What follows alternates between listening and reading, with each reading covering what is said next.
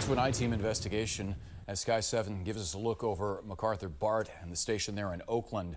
The agency's executives are really on the hot seat today because this was the first board of directors meeting since that system-wide outage on Friday. ABC 7 News I-team reporter Melanie Woodrow was the only television reporter at today's meeting. She's here now with the latest, and boy, there are a lot of angry people, Melanie. There really are. General Manager Robert Powers is back from vacation, but he's not saying much to those angry people or to us.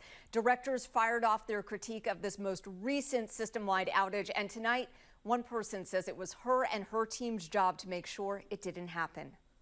This event is my responsibility, and it was avoidable. BART Assistant General Manager for Infrastructure Delivery, Sylvia Lamb, taking the fall for Friday's system-wide outage, the second system-wide outage in 4 months and third since 2019. According to Lamb, the planned work involving BART network engineers and an unnamed third-party vendor moving a cable from an old switch to a new switch. Within a few minutes, losing connectivity to the network, creating what she's calling a network storm. There is no one that feels worse about this than I and my team do. Directors demanding accountability given prior system-wide network outages, regardless of the cause. I was surprised and concerned because it happened again. If we determine as an agency we need additional outside expertise, we will go get that outside expertise to just double down on making sure, we do not put the Bay Area and BART in this position again. BART General Manager Robert Powers also addressing the August 29th Transbay Tube incident when smoke filled a train car, causing panic among passengers and halting service. BART executives saying it was a blown insulator, but they're still investigating the root cause. The ABC 7 News I-team has been asking to speak with Powers since Friday when he was out of state on a planned vacation. So I brought my questions to the board of directors meeting. Melanie Woodrow. Mr. Powers, I want to ask you, in light of the 2019 outage, the 2 system-wide outages within 4 months, including Fridays, and the Transbay Tube incident, what does accountability look like here? Should somebody be fired, and who?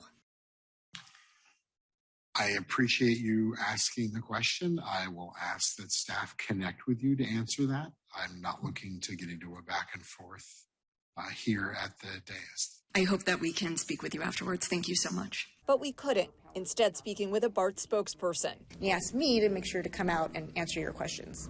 Why not talk to us? We've been trying to talk to him for some time now. He is running a board meeting today.